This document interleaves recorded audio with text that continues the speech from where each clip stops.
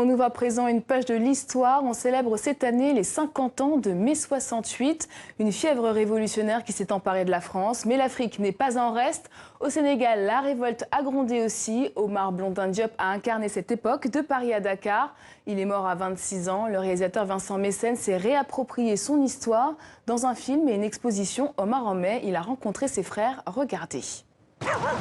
Plusieurs des éléments dont dispose la famille nous autorisent à douter de la thèse officielle du suicide, d'autant que, vous vous souvenez, papa a eu à contester le rapport d'expertise médico-légale qui avait été fait en son temps. Mais le fait prime sur le droit. Et souvent, le droit n'est que la reconnaissance a posteriori du fait. Et quelle que soit la longueur de la nuit, le soleil finit toujours par se lever. Et si ce n'est pas nous, ce sera nos enfants, nos petits-enfants, mais tôt ou tard, la lumière sera faite, avec ou sans l'intervention de l'autorité de l'État. Ousmane Diagne, rédacteur en chef Afrique de TV5 Monde est avec nous. Bonsoir Ousmane. Bonsoir. Omar Blondin Diop est une des figures africaines de mai 68. Qui était-il ? Enfin, moi je dirais plutôt même c'est la figure du mai 68, en tout cas au Sénégal, parce qu'il l'a incarné jusqu'à sa mort. Et puis il est resté vivace dans l'esprit de la contestation.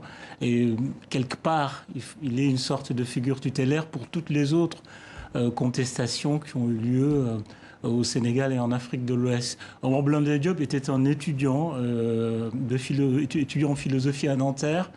Il était dans le mouvement maoïste, donc l'extrême gauche communiste, et il était radical et très charismatique, et son charisme a été assez popularisé en 67 par le film La Chinoise de Godard, où Blondin Diop joue son propre rôle, une sorte d'étudiant maoïste, exalté, enfin, qui est très inspiré, grand orateur, grand tribun. Et cette figure a participé à construire une sorte de légende, hein, dès 67, dans le milieu intellectuel africain de Paris. Il était déjà une figure importante. Et aussi, c'est l'un des acteurs importants et clés du mai 68 français, du mai 68 parisien. Il était à Nanterre. Le mai 68 parisien est parti de Nanterre. Il était très ami et compagnon de Cohn-Bendit, qui a dirigé le mouvement, et Alain Krivine. Alors, très vite, hein, la répression s'abat aussi sur le mai 68 français, tout comme Cohn-Bendit, parce qu'ils n'étaient pas français, c'était des étudiants étrangers, ils ont été expulsés chez eux.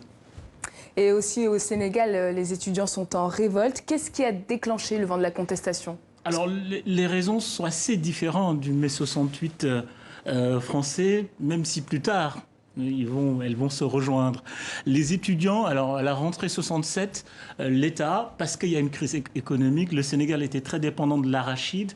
Il y a une crise, il y a une grande sécheresse. L'État a arrêté de subventionner l'arachide. Donc, politique d'austérité, l'une des premières mesures de la politique d'austérité, c'est l'État divise les bourses tout d'un coup. Donc, premier élément de révolte. Alors, deuxième élément de révolte, et qui était très très important dans le discours des étudiants, c'était cette revendication qu'ils appelaient l'africanisation de l'université. Parce que l'université de Dakar, qui est l'université historique en Afrique de l'Ouest, parce que c'était l'université de toute la sous-région pendant l'AEF, l'Afrique occidentale française, était rattachée à l'université de Bordeaux, puis à l'université de Paris. Donc, conséquence, même avec l'indépendance, cette filiation est restée très forte, parce qu'en 68, 80, voire même 90% des professeurs de l'université, c'était des professeurs français, et cette revendication était une des revendications fortes, c'est-à-dire avoir des profs africains et africaniser les programmes. Et comment le pouvoir a réagi à ces manifestations ? La répression fut brutale. Le pouvoir du président Léopold Sédar Senghor, qui a pourtant une image d'humaniste, envoie l'armée sur le campus. De souvenirs de 68 heures dakarois, ça reste toujours très, très marqué. Et dans l'intervention des forces de l'ordre, un étudiant sénégalais d'origine libanaise, Salman Khouri, meurt. Et très vite, le mouvement est décapité.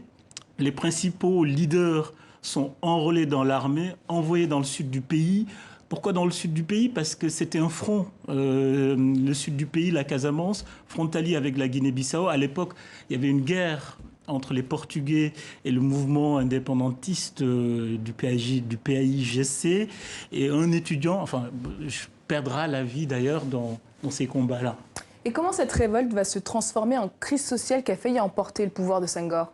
Le pouvoir de Senghor était déjà en crise, mais c'était la première fois qu'une contestation forte, structurée. Jusqu'ici, Senghor était très bien vu des élites sénégalaises. Et là, c'est l'élite qui contestait. Il est très intéressant de mettre en parallèle le profil de Omar Blondin Diop, qui était une sorte de jeune prodige intellectuel normalien, etc., comme Senghor l'a été 20-30 ans plus tôt ou auparavant. Donc, c'est une contestation intellectuelle qui se superpose à une contestation sociale et politique qui était déjà là. Le pouvoir était en crise de toute façon. En 67 déjà, le parti au pouvoir, qui était un parti unique, s'est entredéchiré. Il y a eu des tentatives d'assassinat et il y a même eu une tentative d'assassinat contre le président Senghor. Et en 67, pour la première fois au Sénégal, on passait quelqu'un au plateau d'exécution. Ça a beaucoup marqué la conscience nationale et ça a ébranlé le pouvoir de Senghor. Et 50 ans après, est-ce qu'il y a un héritage de ce mai 68 ? Je pense que toute la structuration de la vie politique et intellectuelle sénégalaise est issue et le fruit de ce mai 68. Qu'est-ce qui se passe? Contraint et forcé, le président Senghor est obligé de rompre avec le parti unique. Il décrète ce qu'il a appelé et théorisé comme une sorte de multipartisme raisonné. Donc, grosso modo, j'ouvre, il n'y a plus le Parti socialiste sénégalais, son parti. Maintenant, il y a un parti par courant. Donc, le Parti communiste sénégalais, le Parti libéral sénégalais, voilà, c'est son parti.